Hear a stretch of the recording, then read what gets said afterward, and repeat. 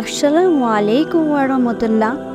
যে বৃষ্টি লক্ষণ দেখলে বুঝবেন আপনার ঈমান দুর্বল হয়ে গেছে তা হলো নাম্বার 1, পাপ করার সত্ত্বেও মনে পাপবোধ সৃষ্টি না হওয়া।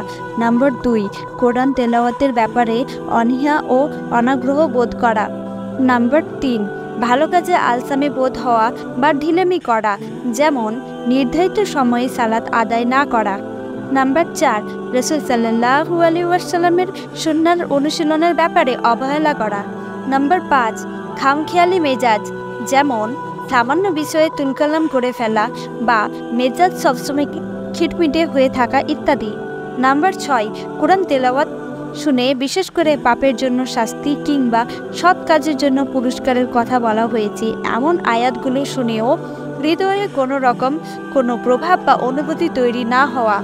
নাম্বার 7, আল্লাহ রব্বুল আলামিনের স্মরণ থেকে বিমুখ হওয়া এবং তাকে স্মরণ করা কঠিন মনে হওয়া।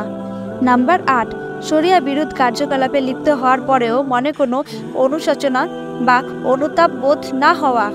নাম্বার 9, ধন সম্পদ, প্রভাব, প্রতিপত্তি, সামাজিক অবস্থান ইত্যাদি এসব কিছুর পেছনে সারাক্ষণ ছুটে চলা। নাম্বার 10, ক্রমাগত মানসিক দৈনন্দিনতার পাশাপাশি আর্থিক কৃপণতা বাড়তে থাকা, ধন সম্পদ আঁকড়ে ধরে রাখার প্রবণতা। নম্বর 11, নিজে না করে অন্যকে ভালো কাজের আদেশ দেওয়া। নাম্বার 12, অন্যের অবনতি ক্ষয়ক্ষতি দেখে মানসিক তৃপ্তি বোধ হওয়া। নাম্বার 13, শুধু হারাম ও হালালকেই মুখ্য মনে করা, অথচ যেসব বিষয় মাকরুহ অপছন্দনীয় সেগুলোর দিকে ভ্রুক্ষেপ না করা।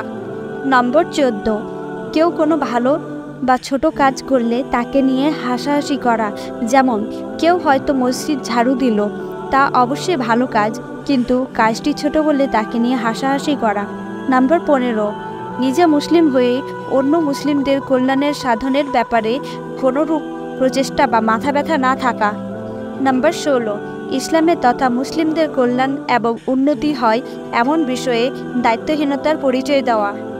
নাম্বার 17, বিপদে ধৈর্য ধারণ না করতে পারা, যেমন কেউ মারা গেলে উচ্চস্বরে বিলাপ করে বুক চাপড়িয়ে কান্নাকাটি করা। নাম্বার 18, কোনো দলিল প্রমাণ ছাড়াই কেবল তর্ক করতে ভালো লাগে তাই তর্ক করা।